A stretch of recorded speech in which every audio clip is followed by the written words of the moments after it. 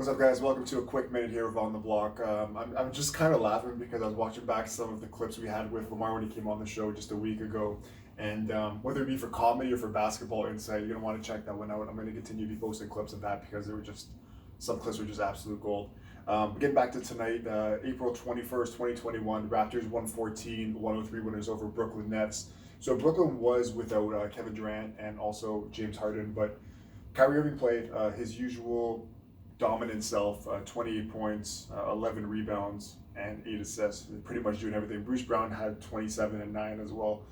He was really big for them. But Raptors, what I want to really talk about today was their interior presence that they've had with the new signings of Kem Burge and Freddie Gillespie. I want to talk about Gillespie specifically. So he only ended up having 4 points, 5 rebounds here, and an assist, but 5 blocks. And it wasn't even really the 5 blocks that he had. It was, but it was also just the amount of shot that he alters.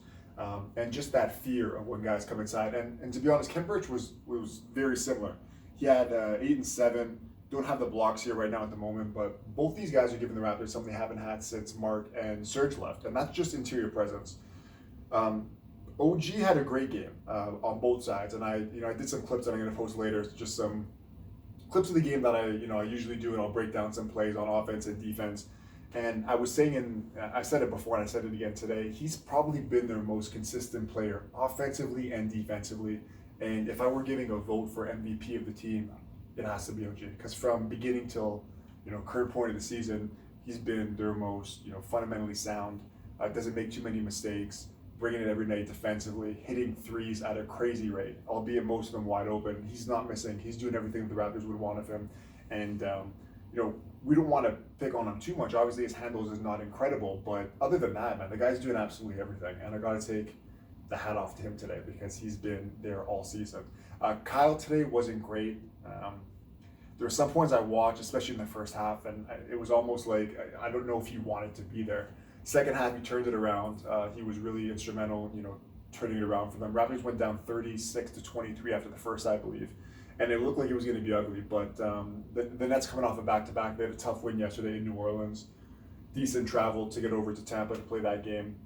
And you really run out of gas in the second half, and that was evident. They only scored 55 points, which for them in the second half, pretty low. And Raptors defense was instrumental in, to be honest, stopping them and just playing amazing defense. They were trapping Kyrie most of the game, and especially in the second half. I did some clips on that. I'll get to that. I'll post those.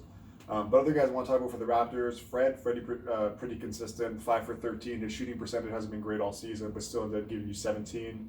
Kyle, like I said, 4 for 12. Kyle's one of the greatest Raptors of all time. So I don't want to spend too much talking about, what he's, the injury stuff that he's gone through or whatever it's been, and guys resting on the team, which let's talk about that for a second. So I've wanted to do a few shows in the last week or so, just haven't, but I want to talk about this whole tanking thing and, guys not playing the amount of minutes or games that they should be. Gary Trent just 14 minutes, by the way, 2 for 9, didn't have his best game. Not really sure why he didn't get enough minutes, but we'll get back to that. So with all these guys missing time, the Raptors were fined by the NBA, I believe it was $25K or something.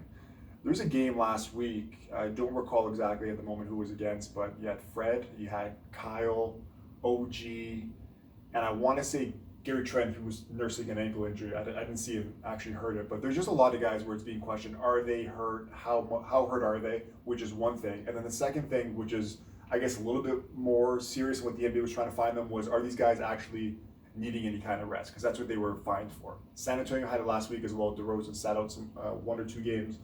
And like I said, it kind of begs the question, do you guys want to go to the playoffs? And I'm fine either way, because they're not going to win a championship. So I don't really care. I'm not going to be able to go down to these games at the Scotiabank Arena. So I'm not really too worried about, are they going to get in there? Would I love to see them in the playoffs? Sure. But once again, if they win a round, I think that would be pretty crazy. They're not going to beat a healthy Brooklyn team in the playoffs, probably not going to beat Milwaukee, and probably not going to beat Philly. That being said, we've talked about tanking. Me and Igor, I've talked about it. We've talked about not even necessarily tanking, just, I don't know, playing your guys enough minutes and not resting guys, not benching guys, not having, this is a difficult thing when you start bringing up our guys really hurt, because I'm not there and I don't know what's going on. So I don't want to accuse anybody of, possibly not being injured. or being hurt but not being injured, because there is a difference. Guys play hurt.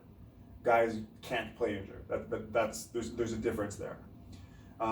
That being said, Rodney Hood missed another game. He didn't play today.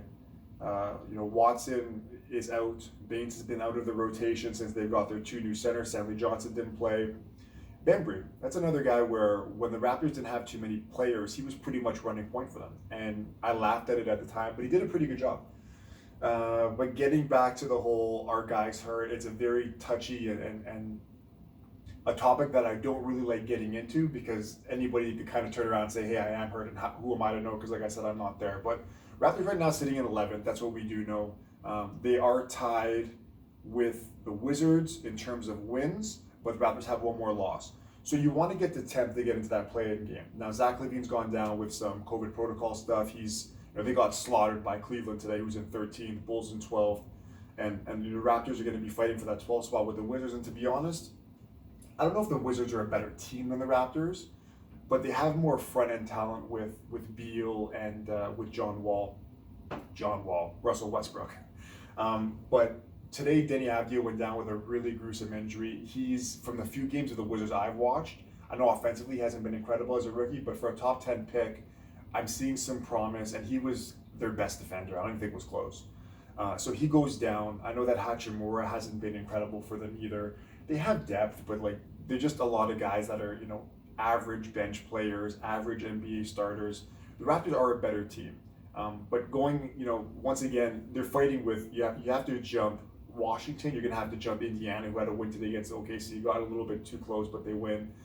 Charlotte is going to get back LaMelo Ball. They're in 8th right now, sorry. Miami's not going to drop anymore. Boston's not going to drop anymore. New York won again. They beat Atlanta, who's in 5th. I don't know.